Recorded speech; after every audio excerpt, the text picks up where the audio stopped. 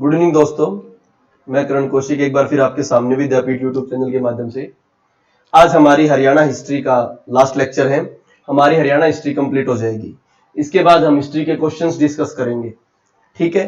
और एक बार बता दीजिए सभी, कोई क्लियर है? आवाज सबके सामने बिल्कुल क्लियर आ रही है? बताइए, कोई प्रॉब्लम तो नहीं है? बताइए एक बार जल्दी।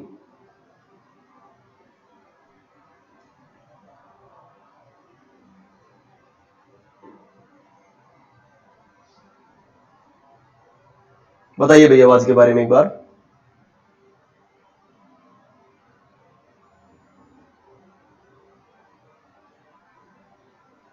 राम राम कृष्ण जी, आवाज के बारे में बताइए। क्लियर है बिल्कुल, ओके। सभी अपनी अटेंडेंस शो कर देना भाई, जो भी आता जाए अटेंडेंस शो करता जाए, ठीक है। चलो हम स्टार्ट करते हैं भाई। जैसा कि मैंने लास्ट टाइम पढ़ाया था मार्लियामेंटो रिफॉर्म, उसमें हरियाणा का क्या योगदान था। ऐसे ही ऐसे जो इंडियन नेशनल हिस्ट्री में जो इवेंट हुए हैं उनमें हरियाणा का क्या योगदान था, हरियाणा की तरफ से किसने पार्टिसिपेट किया, उन चीजों को हम आज के लेक्चर में जानेंगे। जैसे उसके बाद 1914 से 1918 प्रथम विश्व युद्ध हुआ। हरियाणा की तरफ से बहुत सारे सैनिक गए प्रथम विश्व युद्ध में। इसी दौरान फिर 1916 में देश में होम रूल लीग का गठन हुआ।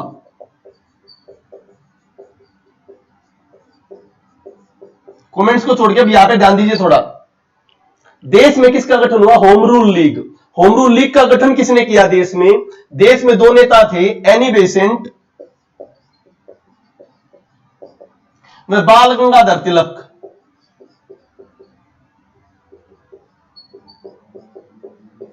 इन दो नेताओं ने 1916 में किस चीज का गठन किया? Home rule league. Annie Besant वो थी जो कांग्रेस की प्रथम महिला अध्यक्ष थी, 1917 में बनी थी प्रथम महिला अध्यक्ष।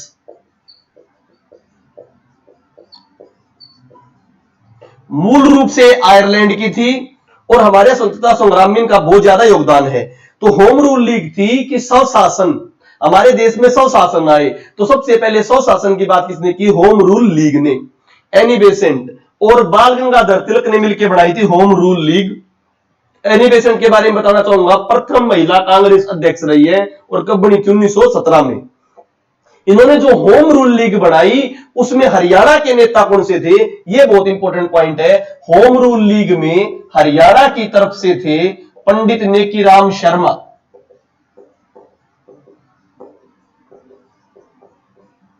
पंडित नेकीराम शर्मा हरियाणा की तरफ से थे होम रूल लीग। और यहां पर रोहतक में पहला गवर्नमेंट कॉलेज हरियाणा का पंडित नेकीराम शर्मा जी के नाम पर ही है। पहला गवर्नमेंट कॉलेज पंडित नेकीराम शर्मा जी के बाद में। तो हम बात करते हैं, पेपर में आता है होम रूल लीग में हरियाणा का कौन सा नेता था? पंडित नेकीराम शर्मा। पंडित नेकीराम शर्मा को जेल हुई और एक अन्य नेता थे आसफ अली। इन दो को, पंडित नेकीराम शर्मा और आसफ अली को जेल हुई। तब इनसे लोकमान्य तिलक, जो बाल गंगाधर तिलक जी है, वो मिलने आए थे जेल में, परंतु रोहतक की जेल में उनको मिलने नहीं दिया। क्लियर भाई? तो यहां से एक प्रश्न आता है, जो बच्चे लेट आए हमको दोबारा समझा देता हूं, ध्यान से समझना है। हमने पढ़ा प्रथम विश्व युद्ध हुआ 1914 से 18। इस दौरान देश में क्या हुआ? 1916 में बाल गंगाधर तिलक व एनी बेसेंट ने एक पार्टी बनाई, एक लीग बनाई, उसको बोलते हैं होम रूल लीग, जिसका मकसद था भारत में स्वशासन लेकर आना, स्वयं का शासन लेकर आना। ये जो एनी बेसेंट थी, ये प्रथम महिला कांग्रेस अध्यक्ष भी रही हैं, ठीक है। और मैंने बताया 1917 में बनी थी। तो होम रूल लीग में जो हरियाणा की तरफ से थे वो कौन थे? हरियाणा की तरफ से थे पंडित नेकीराम शर्मा। पंडित नेकीराम शर्मा को भी जेल में डाल दिया था और उनके साथी थे आसफ अली। इन दोनों को जेल में डाल रखा था। इनसे मिलने के लिए लोकमान्य बाल गंगाधर तिलक जी आए थे और उनको मिलने नहीं दिया था। ठीक है भाई, क्लियर टू यू? अब ये बात है भाई हमारी जो प्रथम विश्व युद्ध पंडित नेकीराम शर्मा जी से रिलेटेड। अगली बात देखते हैं भाई। क्लियर? जिसको कोई स्क्रीनशॉट लेना हो ले लीजिए, वरना साथ के साथ उतार भी सकते हो। ठीक है, कर देते हैं इसको रब।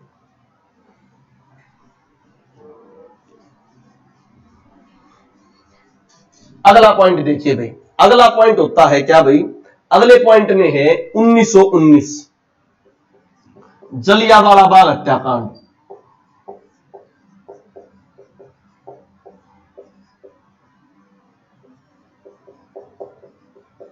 हम सभी जानते हैं 1919 में जलियांवाला बाग हत्याकांड हुआ था।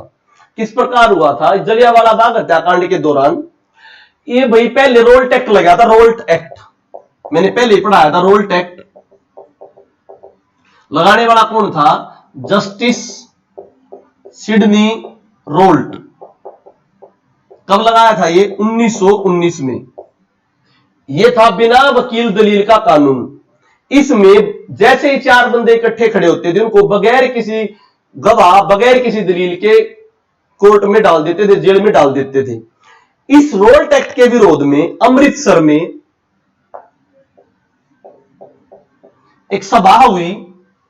उस सभा में जनरल डायर ने नियत थे व्यक्तियों के ऊपर गोलियां चला दी और हजारों की संख्या में व्यक्ति मारे गए।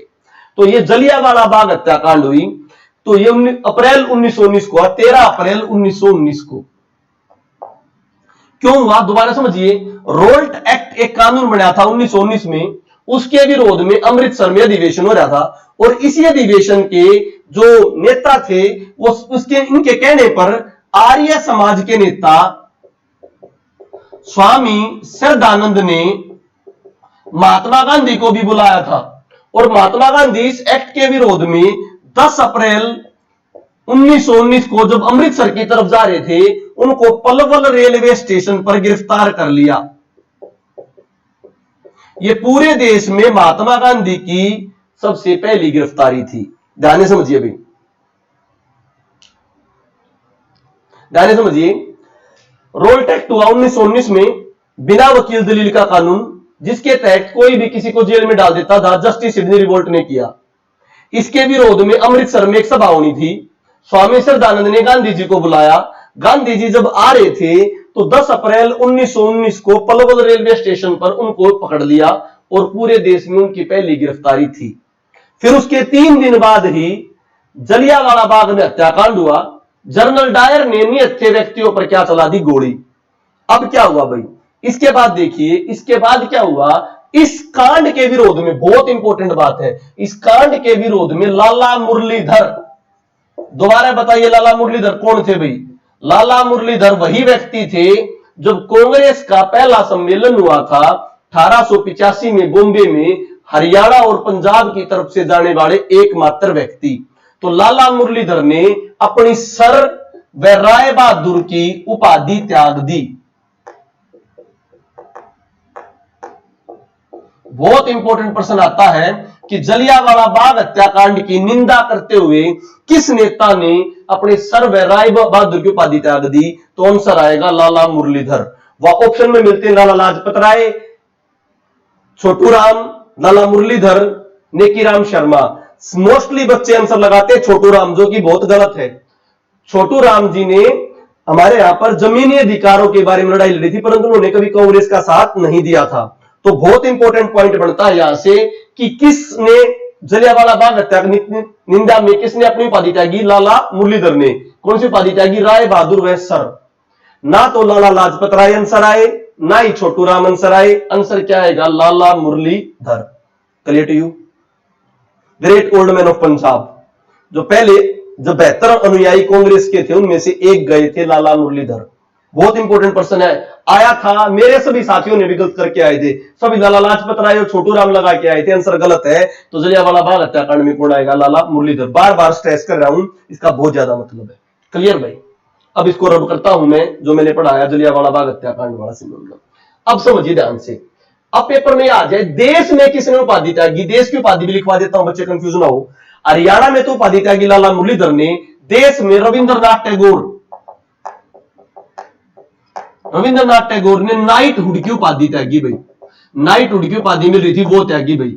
गांधी ने, महात्मा गांधी जी ने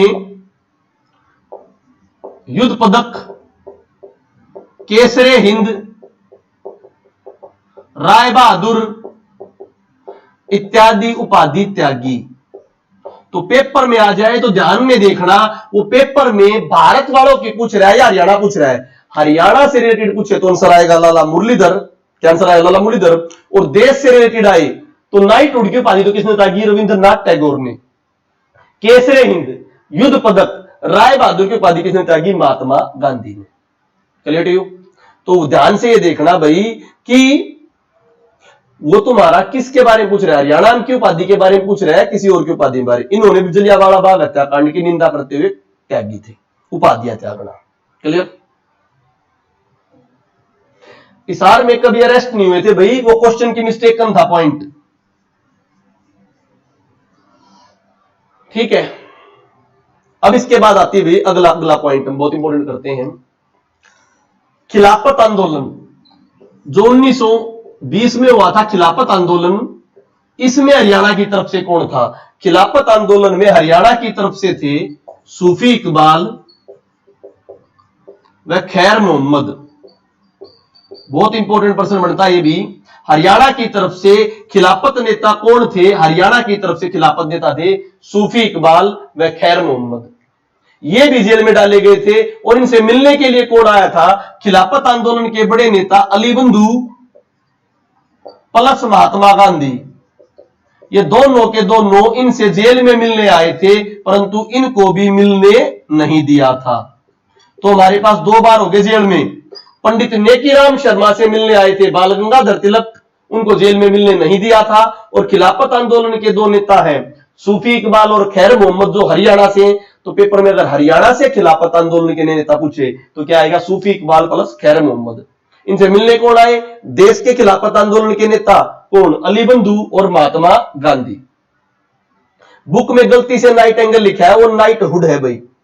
आजाद सिंह यादव जी बुक में गलती से लिख रखा है नाइट एंगल, वो नाइटहुड है। ठीक है भाई, क्लियर। आगे देखते हैं भाई। तो देश के नेता अली बंधु और महात्मा गांधी जी मिलने आए थे खिलाफत नेताओं से।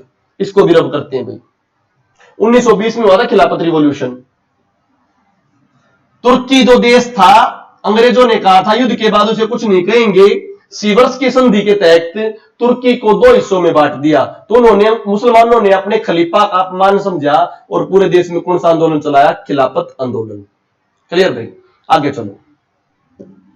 अब बात करते हैं असहयोग आंदोलन। खिलाफत आंदोलन की बागडोर फिर असहयोग आंदोलन के रूप में संभाली गई थी।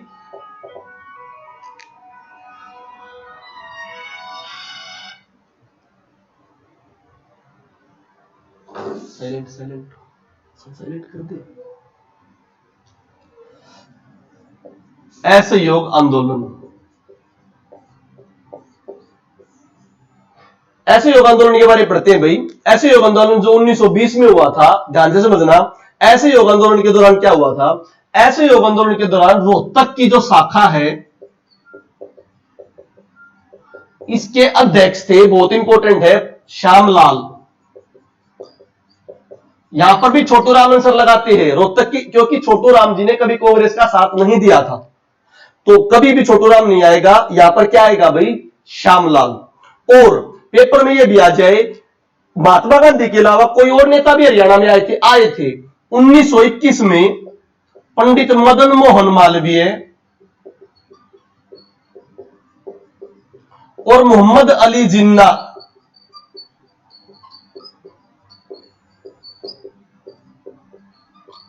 ये भी कहा आए थे? हरियाणा में। रोहतक में आए थे पंडित मदन मोहन मालवीय और मोहम्मद अली जिन्ना। असहयोग आंदोलन में रोहतक की शाखा के लीडर कौन थे? श्यामलाल। क्लियर? बहुत इंपॉर्टेंट बात है। असहयोग आंदोलन में किस नेता ने भाग नहीं लिया हरियाणा तरफ से? छोटू राम जी ने भाग नहीं लिया था असहयोग आंदोलन के दौरान। अगली बात सुनिए।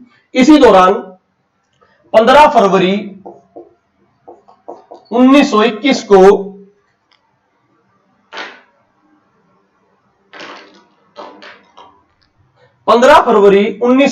को भिवानी में गांधी जी आए हुए थे। और भिवानी में गांधी जी ने अंग्रेजों के लिए शैतान शब्द का यूज किया था भाई, शैतान। तो पेपर में आ जाए, शैतान शब्द का यूज गांधी जी ने कहा किया था? भिवानी में।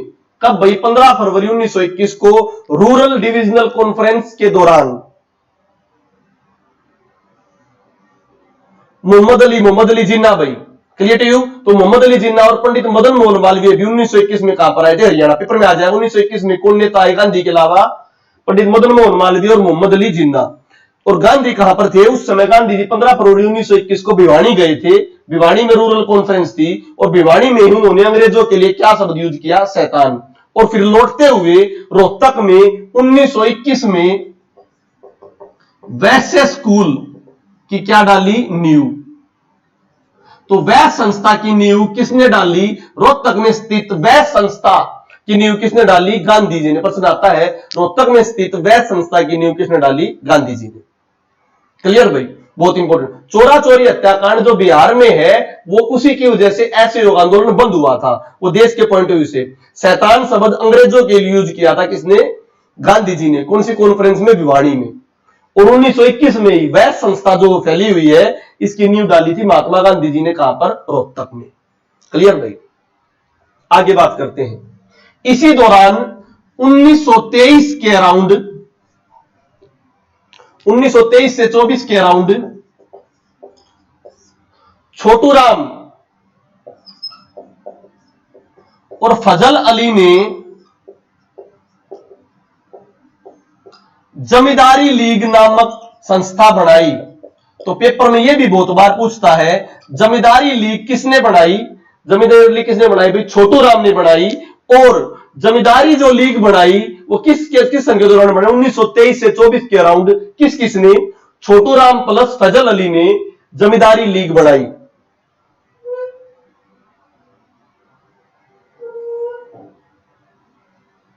आज की क्लास थोड़ी फैक्चुअल है, ज्यादा डाटा है, पर इसमें से प्रश्न जरूर आता है, इसलिए सारे फैक्टों को लिखते जाना। 1923-24 में छोटू राम प्लस फजल अली ने क्या बनाई? जमींदारी लीग। क्लियर भाई?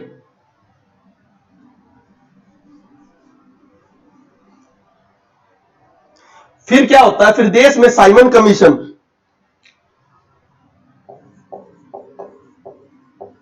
देश में साइमन कमीशन आया 1927 के दौरान। 1927 में बना था और 1928 के अराउंड आया था। साइमन कमीशन के दौरान किस हरियाणा की नगर पालिका ने विरोध किया? तो पेपर में आता है साइमन कमीशन का विरोध झज्जर की नगर पालिका ने किया।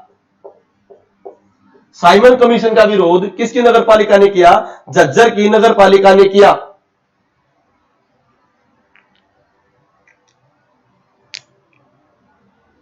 क्लियर भाई? झज्जर की नगर पालिका ने साइमन कमीशन का क्या किया? विरोध किया। और साइमन कमीशन के विरोध के दौरान ही लाला लाजपत राय की क्या हुई थी? मृत्यु। लाला लाजपत राय जिनका जन्म स्थान पंजाब था परंतु उनकी कर्म भूमि हिसार हरियाणा थी।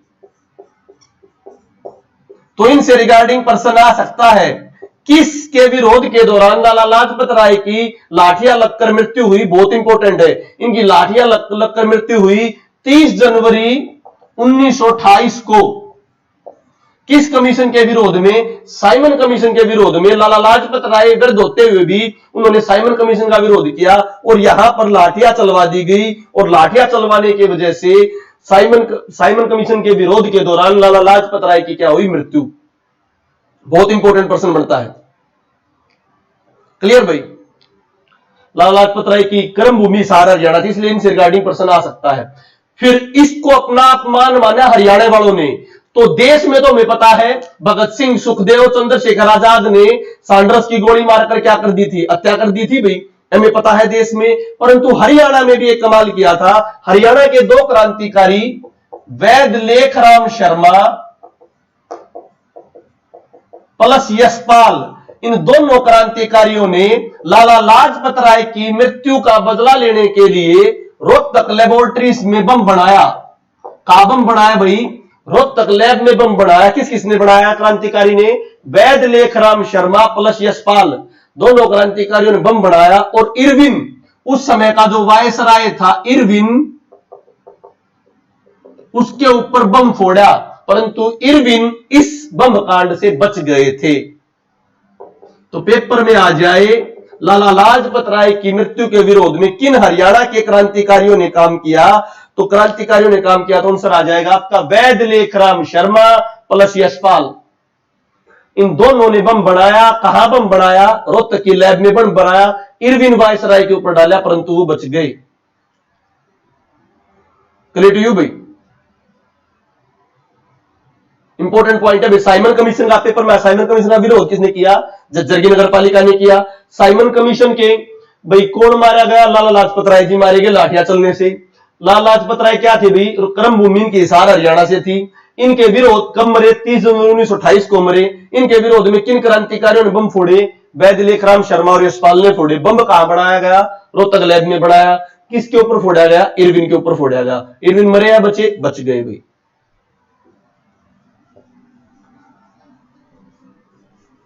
इसके बाद क्या होता है भाई देश में? इसके बाद देश में भाई साइमन कमीशन के विरोध के बाद देश में आता है हमारा सविनय अवज्ञा आंदोलन।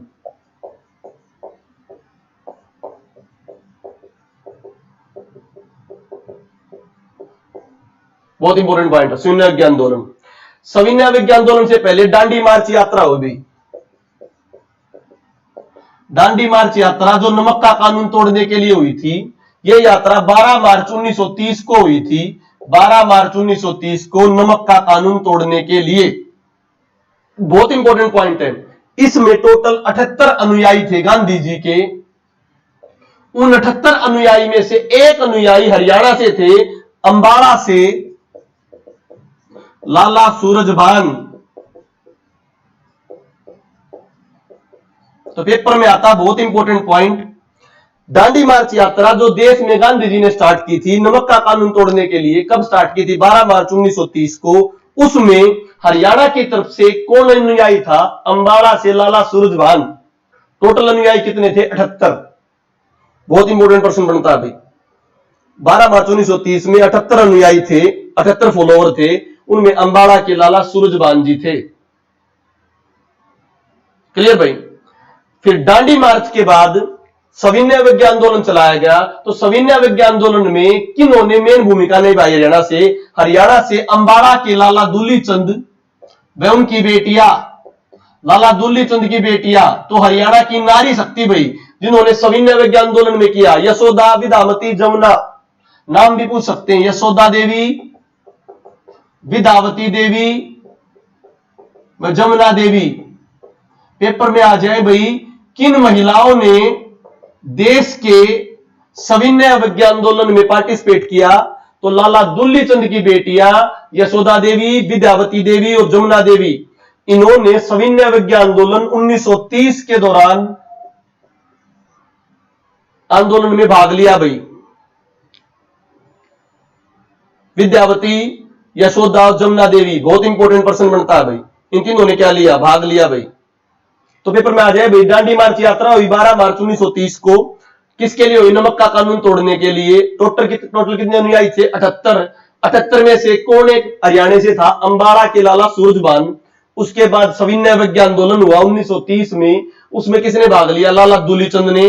और लाला दुलीचंद की बेटियां थी यशोदावती, विद्यावती देवी और जमुना देवी। देखो मैं तुम्हें जल्दी जल्दी इसलिए करा रहा हूं, फास्ट इसलिए करा रहा हूं, हरियाणा का कभी पेपर आ सकता है और हम केवल वो पढ़े जो एग्जाम में आए। टू द पॉइंट पढ़े, स्ट्रिक्टली पढ़े, तभी बेनिफिट होगा। अदरवाइज व्यूअर्स बढ़ाने के लिए, सब्सक्राइबर बढ़ाने के लिए बिल्कुल आराम से पढ़ाई। कोई मेरा व्यूअर सब्सक्राइबर का कोई मोटिव नहीं है। सिंपल सा मोटिव है कि आपका सिलेबस जल्दी हो जाए और जो पढ़ने वाले बच्चे हैं वो यहां से सिलेक्ट हो जाएं।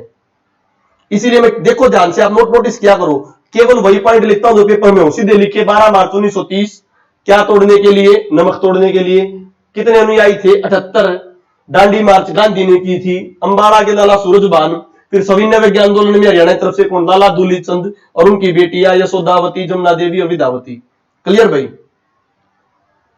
अब चलो भाई आगे।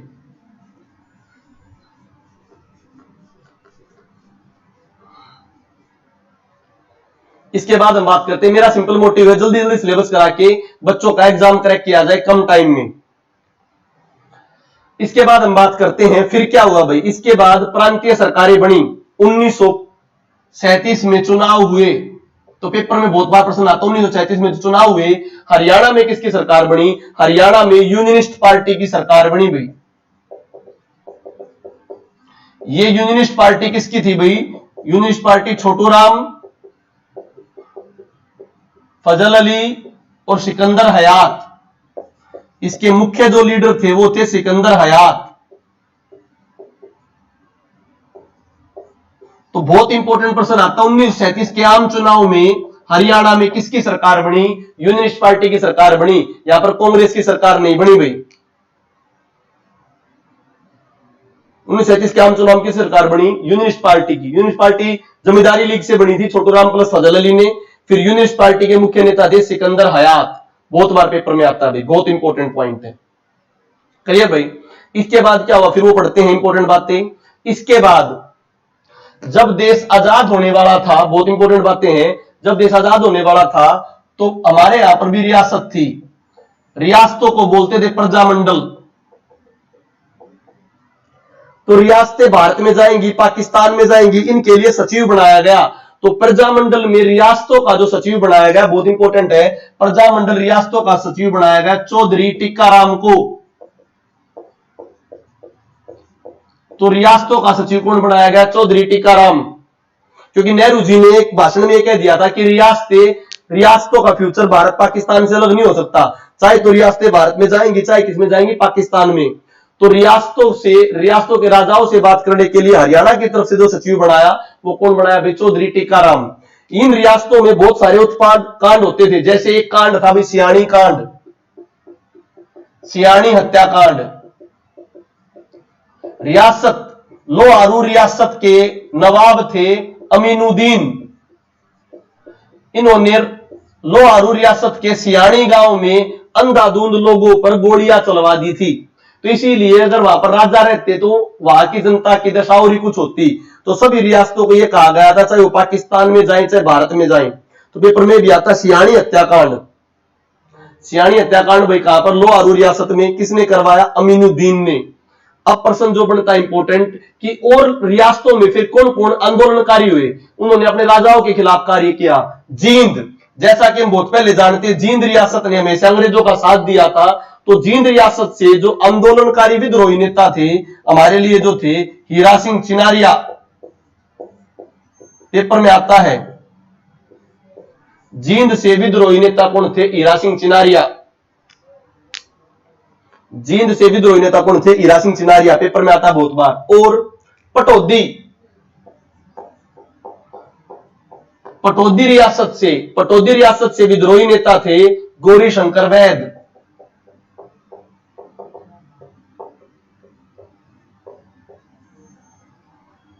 बहुत इंपॉर्टेंट पॉइंट है दोनों के दोनों। गौरी शंकर वैद पटौदी से थे और हीरा सिंह चिनारिया जींद से थे। इन्हीं नेताओं की बदौलत राजाओं को मजबूर होना पड़ा कि वो अपना फ्यूचर डिसाइड करे, भारत में जाएंगे या पाकिस्तान में जाएंगे। ये पटौदी रियासत और जींद रियासत कहां पे रही? भारत में। तो भारत में रियासती आंदोलनों के हरियाणा में नेता कौन थे? पटौदी से गौरी शंकर वैद और जींद से हीरा सिंह चिनारिया। रियासतों से संबंधित को हत्याकांड भी है। हत्याकांड है भाई, कौन सा हत्याकांड है? सियाणी हत्याकांड। कहां से? लोहारू अमीनुद्दीन से।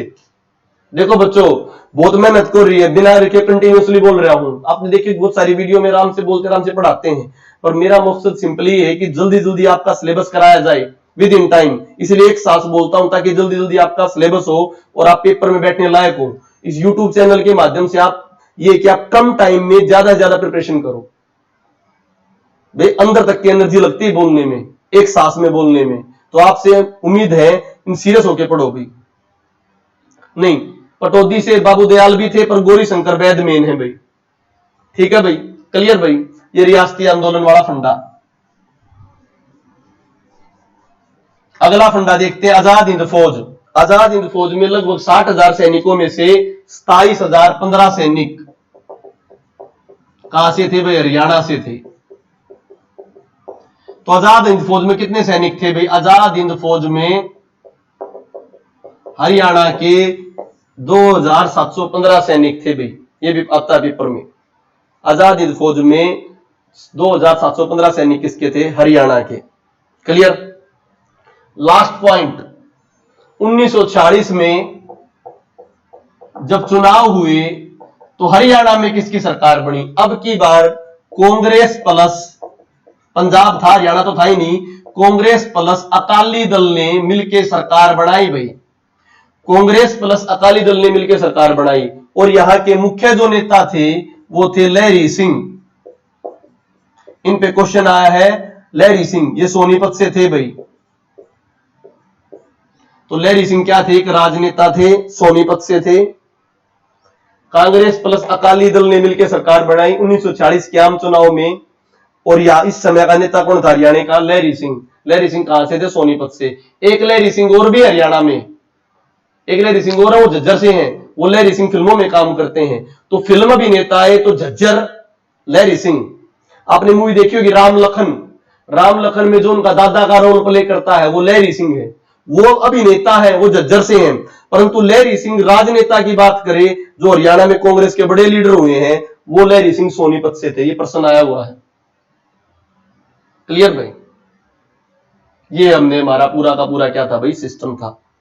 और हरियाणा की तरफ से लिकायत अली खान भी हुए हैं जो हमारे यहां से पैदा हुए थे और वो बाद में पाकिस्तान के प्रधानमंत्री बने थे, लिकायत अली खान। इस प्रकार 1947 तक की मैंने आपको क्या पढ़ा दी? हिस्ट्री। फिर आपको मैंने लेक्चर पहले दे रखा है हरियाणा का गठन, कि हरियाणा का गठन किस प्रकार हुआ, उसकी वीडियो अवेलेबल है नेट पे, विद्यापीठ यूट्यूब चैनल पे, तो वहां से आप उस वीडियो को पढ़ लीजिए। हरियाणा का गठन कर दे इसको रब।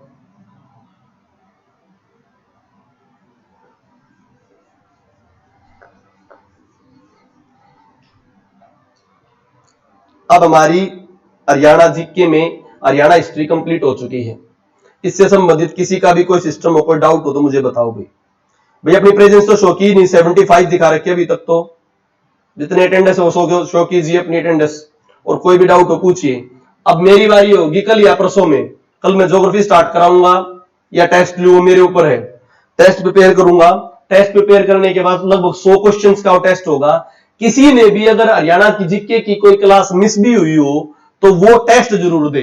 उस टेस्ट में हम सारे क्वेश्चन डिस्कस कर लेंगे, उनमें से गारंटी लेता हूं सारे क्वेश्चन आ जाएंगे हरियाणा हिस्ट्री के। कपिल खेड़ी जी, चौधरी टीकाराम संसदीय सचिव समझ में नहीं आया। देखो समझो, हमारे हरियाणा में भी रियासतें थी, तो रियासतों को यह कहा गया भारत या पाकिस्तान में जाएं, तो रियासतों की तरफ से राजाओं से बात करने के लिए ऑफिशियली जो गवर्नमेंट ने पोस्ट बनाई वो सचिव की थी। तो राजाओं से बात करने के लिए एक संसदीय सचिव बनाया गया। वो कौन बनाया? हरियाणा से चौधरी टीकाराम।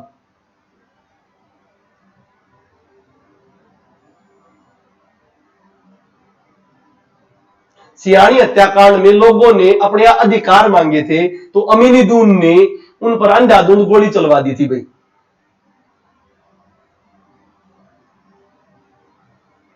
टीकाराम को रियासतों का सचिव कब बनाया था? 1936-37 के अराउंड भाई।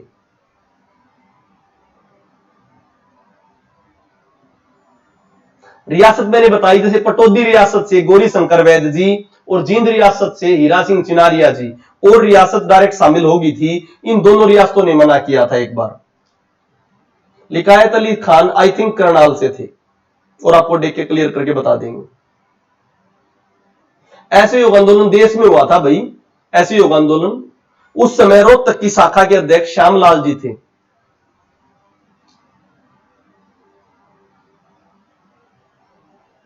सताइस 27,015 नहीं यार, इतने कहां से सैनिक होंगे? 2,715 है भाई। आप इंग्लिश में गौरव पंडवार जी को इंग्लिश में बात करनी, मेरे से यहीं पे पूछ लिया करो, क्योंकि बुक की मेजोरिटी हिंदी में डिमांड थी, इसलिए मैंने बुक हिंदी में लिखी है। आपको कोई भी वर्ड पूछना है मेरे से पूछ लिया करो इंग्लिश में।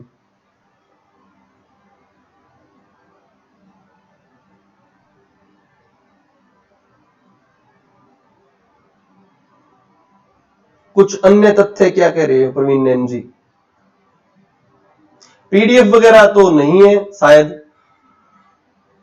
आप जो पढ़ा रहा हूं ना, इनको ज्यादा पढ़ो। बुक में मैंने कुछ ज्यादा भी लिख रखा है, ठीक है, उसको भी देखो। बुक आपके पास हो और यहां से एक बार समझ लो।